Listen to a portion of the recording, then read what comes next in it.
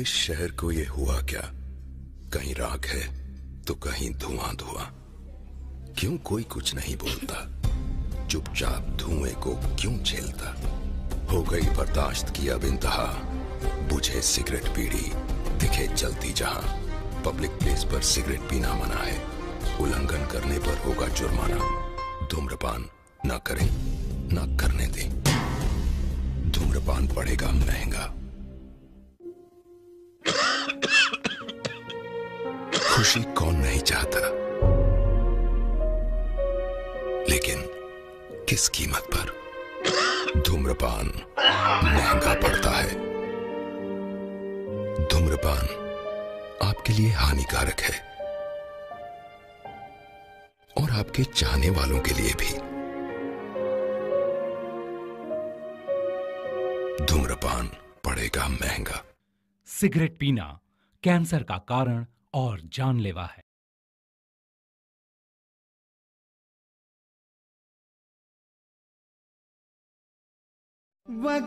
वक्रतुंड महाकाय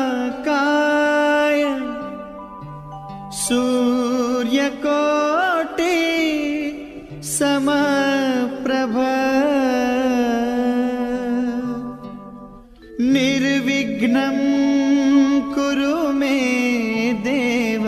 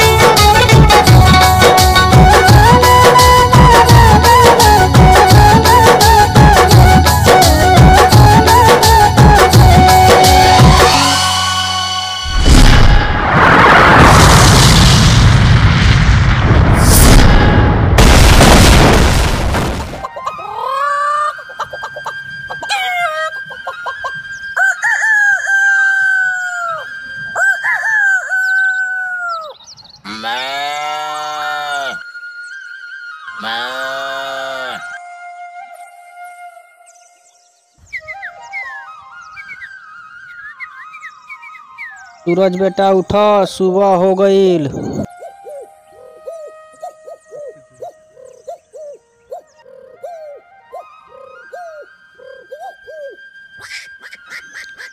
सूरज बेटा पूजा की तैयारी हो गईल। जी बाबूजी तैयारी हो गई, आवत हई।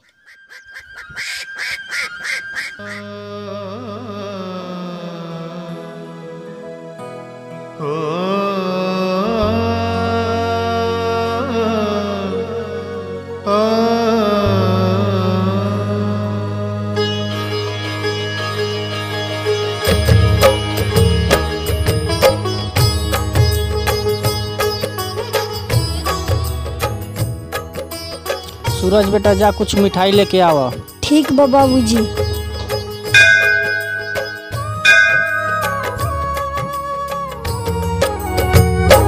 जग सारा झूठा हवे एक काका 20 रुपया के मिठाई दो। लो जग सारा झूठा हवे, एक सच्चा तू ही भगवन। तोहरे भक्ति में हरदम, तोहरे भक्ति में हरदम डूबल रहे मोरा मन।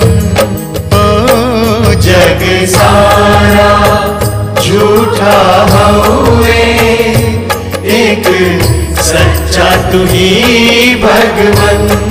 ओ जग सारा झूठा हवे, एक सच्चा तू ही भगवन। थई फल लेके आवा, तू जा कुछ मिठाई लेके आवा। ठीक बा बाबूजी।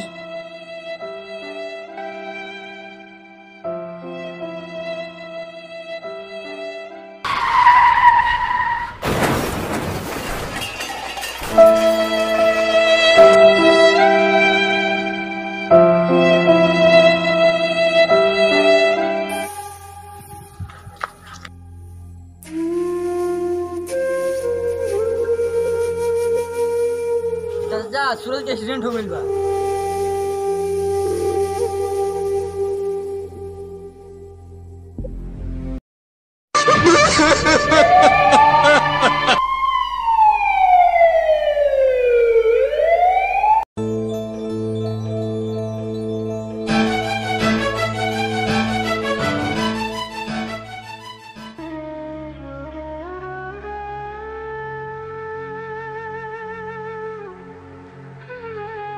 कुछ दवा लिखे हैं, इसको आप बाहर से लेके आइए। आपके बच्चे का बहुत सारा ब्लड गिर चुका है, आपका बच्चा ठीक हो जाएगा। डॉक्टर साहब, हमारा सूरज बेटा ठीक हो जाइए ना।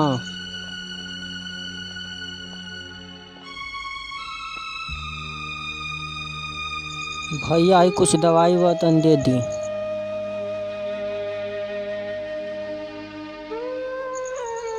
भैया दवाई दे दे और एक एक पैसा चुका दे। मिलेगा, पैसे लेके आओ तो दवा मिलेगा।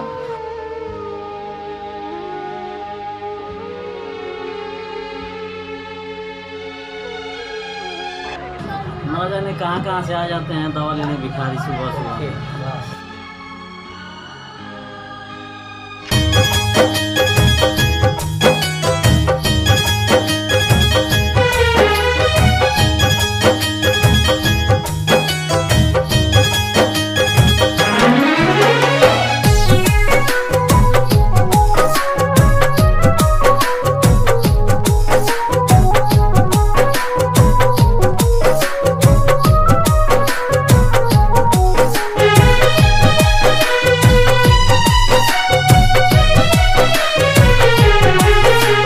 खाए के मिले ना रोटी छूछे हो, खाए के मिले ना रोटी छूछे, एक हालत में केहू न पूछे।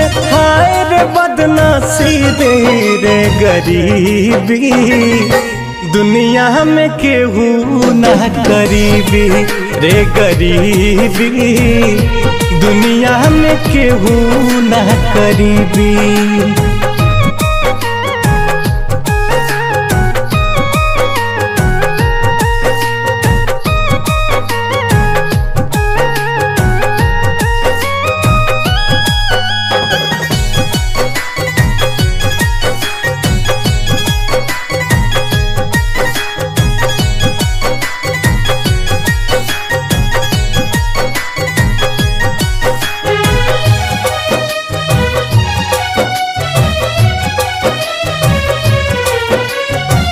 दाना दाना जान खाती मन छछनेला, घूमे के परे नंगे पान।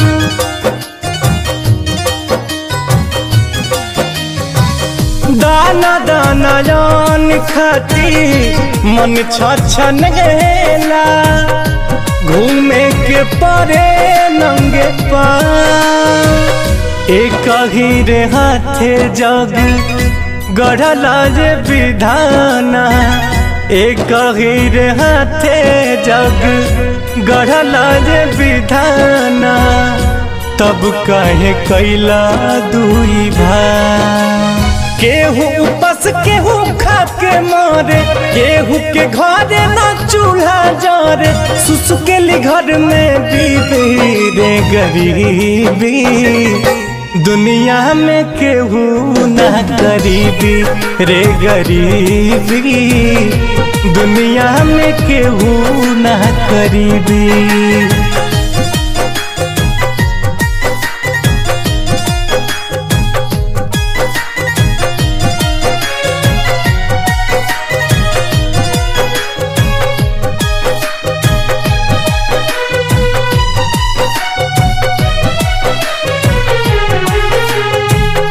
लाज शरम अब भरम नाही बाचल, दुनिया में केहू के पास।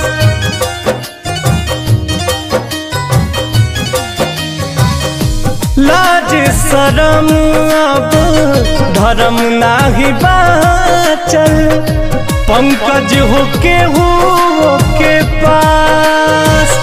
भिखियो दिया ता फोटो खिंचाता, भिखियो दिया ता फोटो खिंचाता। बनल गरीबी के मजा, नेता लोग बस भाषण देता, रोवे देखो गरीब के बेटा, कहिया दिल पसीजी रे गरीबी।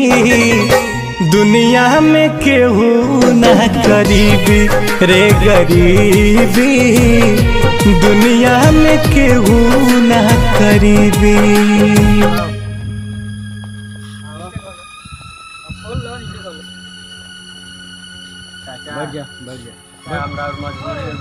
अपना बाबू के इलाज करा। बाबू हम तहार जिंदगी भर एहसान ना भुलाए। बेटा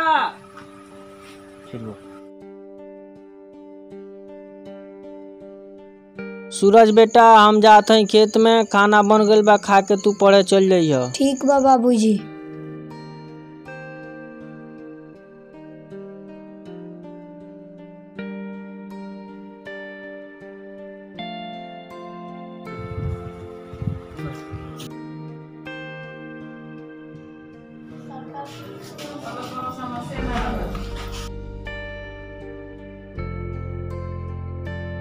गुड मॉर्निंग, बैठ जाओ।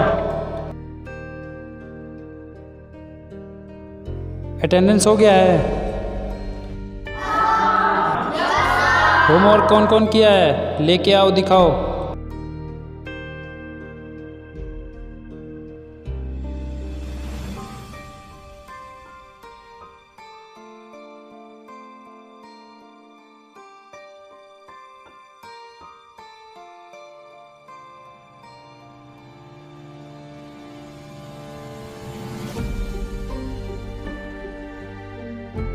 नेक्स्ट।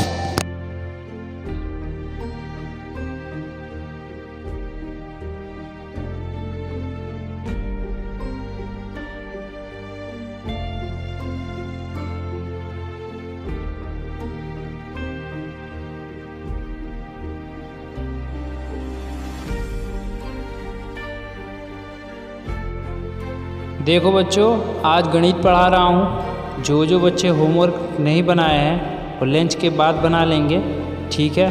और जो बना लिए हैं उनके लिए ये दे रहे हैं, ये अभी करके दिखाओ।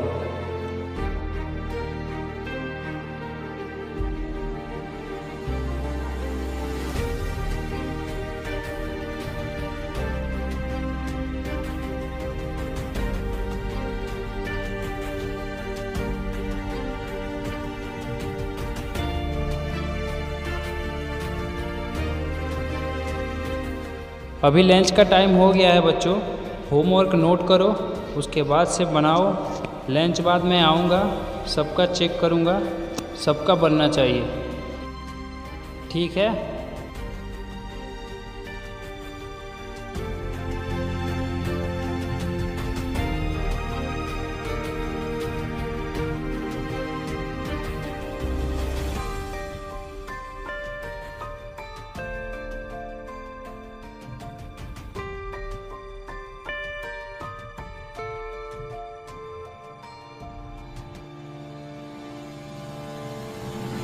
ए सूरजवा तनी कलम देना।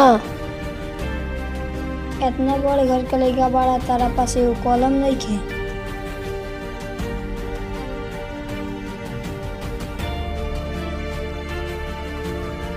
जा तनी गुरुजी से कही।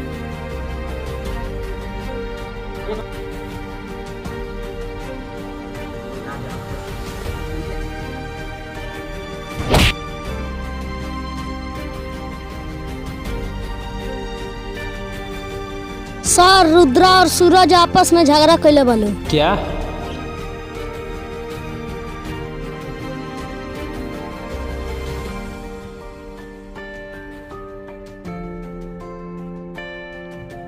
क्या हुआ?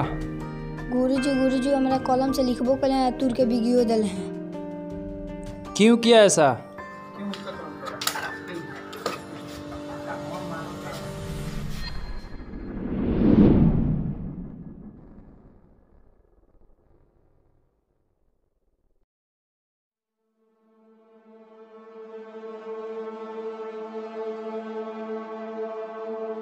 मालिक, इलेक्शन नजदीक आ गईल, एकरा बारे में कुछ सोचतानी कि ना? एमे सोचे के क्या बात बा? काली के आगे विधायक के होई, हम काले मंत्री जी से बात कर लेतानी। अपना क्षेत्र में पूरा पोस्टर लगवा दसन। ठीक बा मालिक, काले हम पोस्टर लगवा देतानी।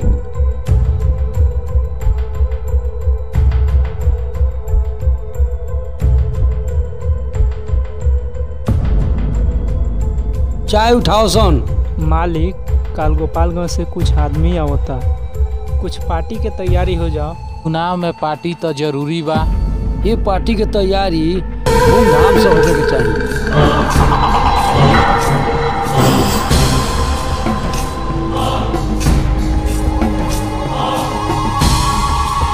मालिक, रुद्रा बाबू तो पढ़े में बहुत तेज बाड़े। बेटा क्या हो काली के का भइल रे? पापा मास्टर मेरी मार मरले बा पापा। वो मास्टर के हिम्मत कैसे भइल हमरा बेटा का मारे के? हरिया गाड़ी निकाल।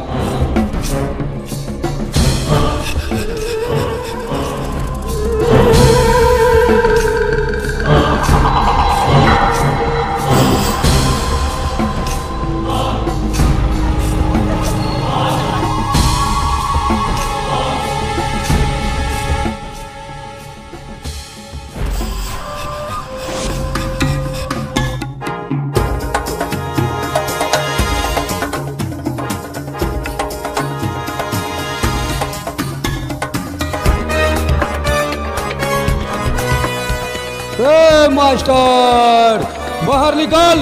ओ मास्टर बाहर निकल। देखो बच्चों, तुम लोग अब बढ़िया से तैयारी करो।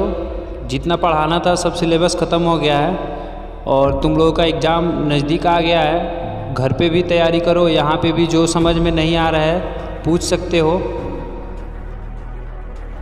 ए मास्टर, तो का ऊपर भेजे कतरा फरमान आइल बा। हे काली, यहाँ चिल्लाए के और गुंडागर्दी करे के धर्मशाला ना हो, ये एगो स्कूल हो। यहाँ पढ़े वाला के शिक्षा दिहल जाला और गलती करे वाला के सजा। का हमार लइकवा इतना भारी गलती कर दिले बा का? हाँ, तोहार लइका बड़का भारी गलती कैले बा। गरीब लइका के कलम से लिखबो कैलस, ओकरा के तूर के फेंकियो देलस। तो का गलती ना तो इंसाफ कैले बा। एगो गरीब के लइका के कलम के चलते इतना हमरा बेटा का मार मरले है। ओकरा के 2-3 डंडा मार के समझैनी है। समझौले है तोरा के हम देख ले।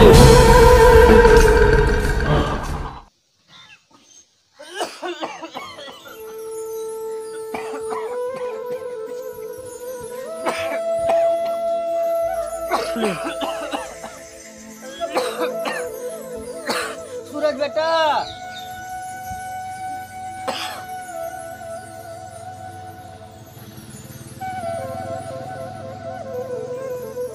अरे बाबूजी तो बच्चे तबीयत खराब है, हम अबे दवा लगावत हई।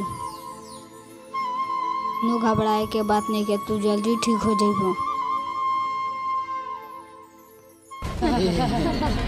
यार रात के पार्टी में तो मजा आ गई। हाँ यार हाँ। भाई सूरज आवता। पता आवे दे, ढेर दिन से खोजता नहीं।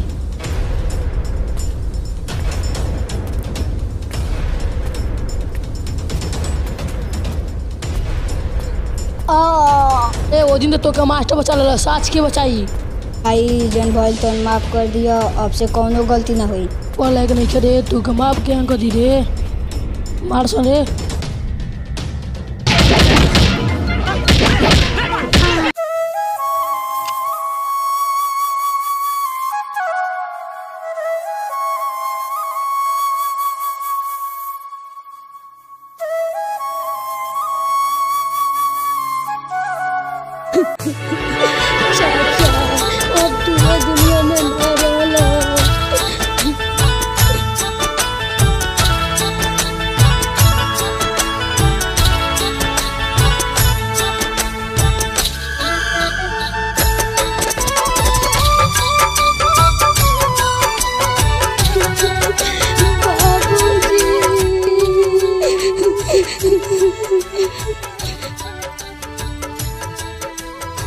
बाबूजी उठाना।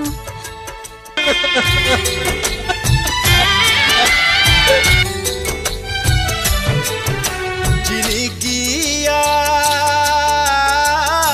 बन के बुझौल रह गई, जिंदगिया बन के बुझौल रह गई। आशा निराशा के बीच भावर में हो, आशा निराशा के बीच भावर में समय के आंधी से ढह गई, जिंदगिया बन के बुझौल रह गई, जिंदगिया बन के बुझौल रह गई।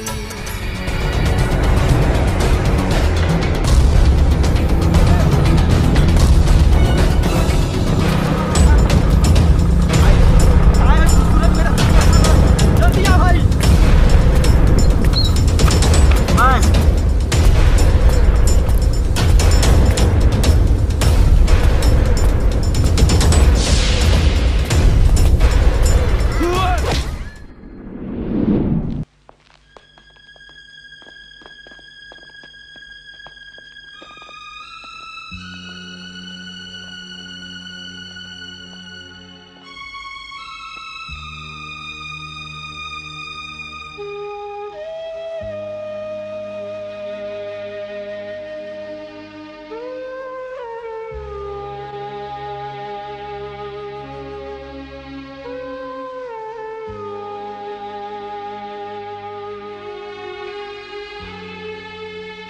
मालिक मालिक रुद्रा के तू कैसे रे?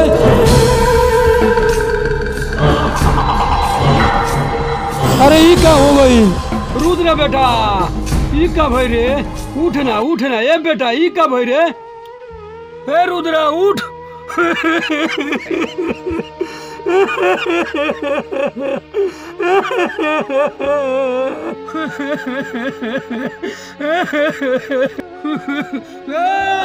कहाँ रहा हज़ारे हमरा बेटा के खून हो गई, हमरा जान के जान लेवे वाला हमरा आगे पैदा कौन हो गई रे? पता लगाओ सब के पता करे खातिर वो मास्टर के इस्तेमाल करे के पड़ी। सूरज अपना आप आ जाई। ओ पुराना वो मास्टर फिर हमरा सामने आ गई, दोनों के मौत साथे निकल, पता करो सब के। गुरुजी प्रणाम। खुश रहो सूरज, आओ आओ बैठो।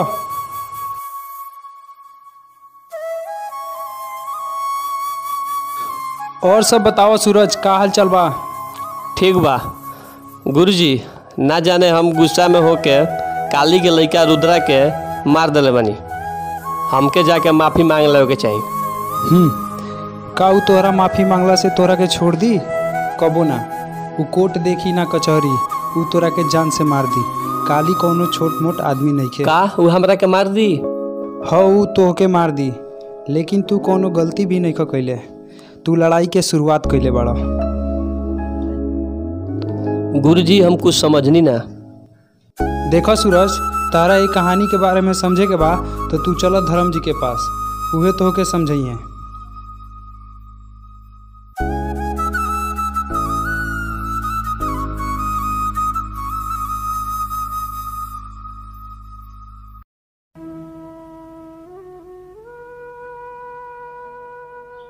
धर्म काका प्रणाम। प्रणाम प्रणाम। आओ लो, बैठो लो, बहुत दिन के बाद आइल बड़ा लो। और सब बताई धर्म काका, सब बढ़िया बा? सब बढ़िया बा, लेकिन ई के हूँ? उहे सूरज हवन जेकरा हमनी के 20 साल से इंतजार करता नहीं जा। गुरुजी का कहते लोग, कुछ समझ नहीं आवत। देखो बेटा, सब समझ में आ जाए।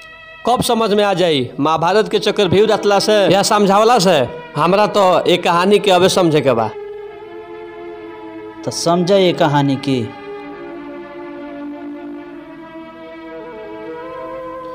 बेटा, आज तोहके जे पाल पोस के बाड़ा कैले बा,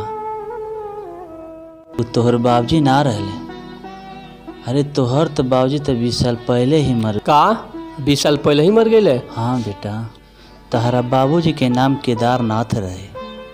जवन तू काली के नाम सुनत रह, वो काली ना रहे, ओकर नाम रहे सूर्य प्रताप सिंह, जेकरा नाम से पूरा गांव डराला।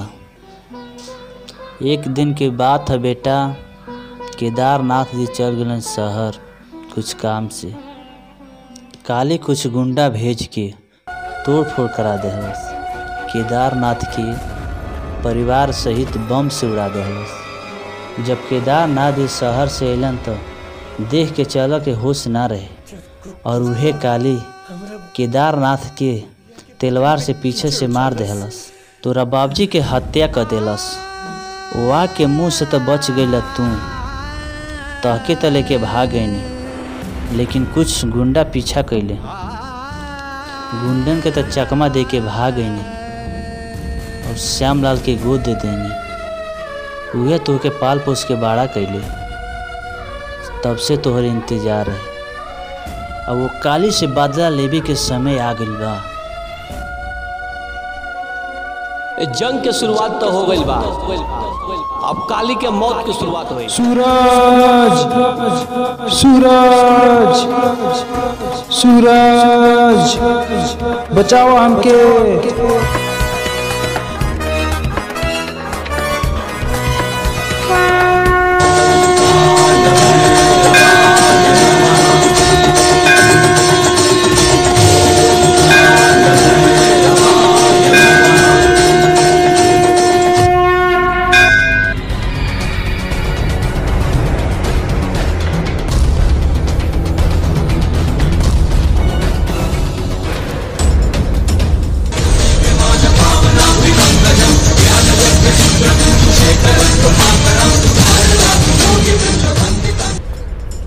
सूरज सूरज बचाओ हमके, काली के आदमी हमार पीछा कर रहा बा।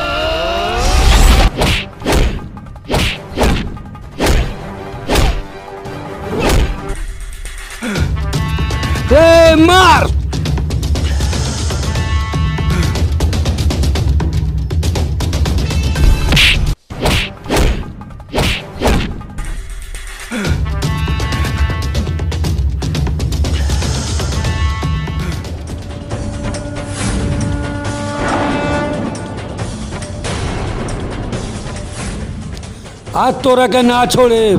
तोरा आज आखिरी दिन बा। ते हमारा बेटा के मार के बहुत भारी गलती कैले बाड़े।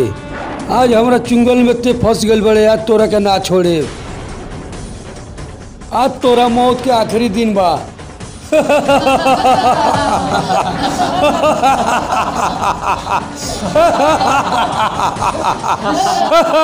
मारो सो एक है।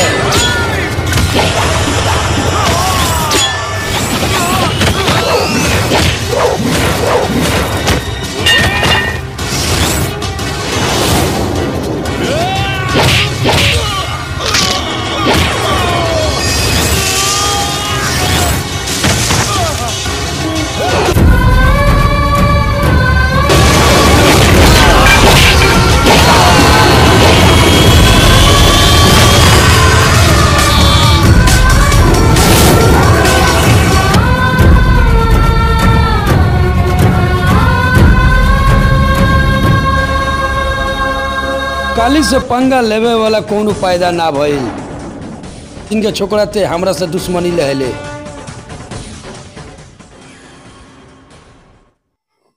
काली से पंगा लेवे वाला का ये हाल होला।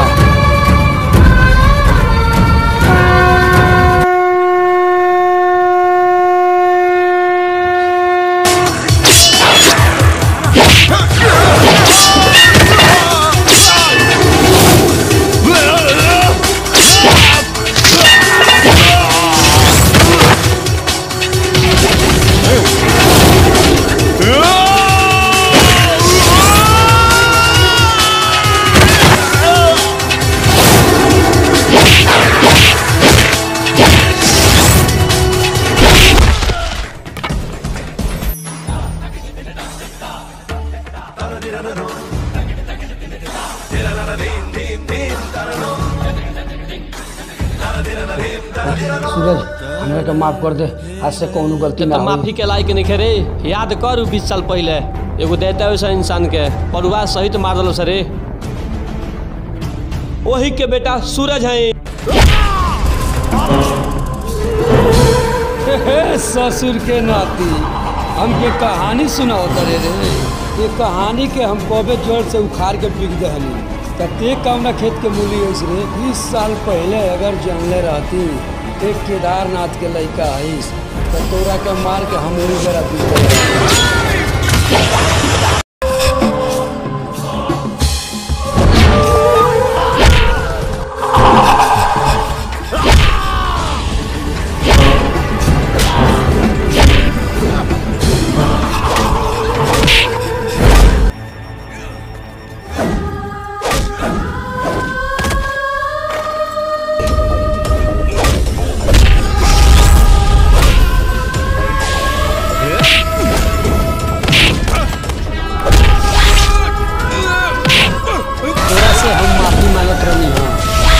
माफ ना कैले है।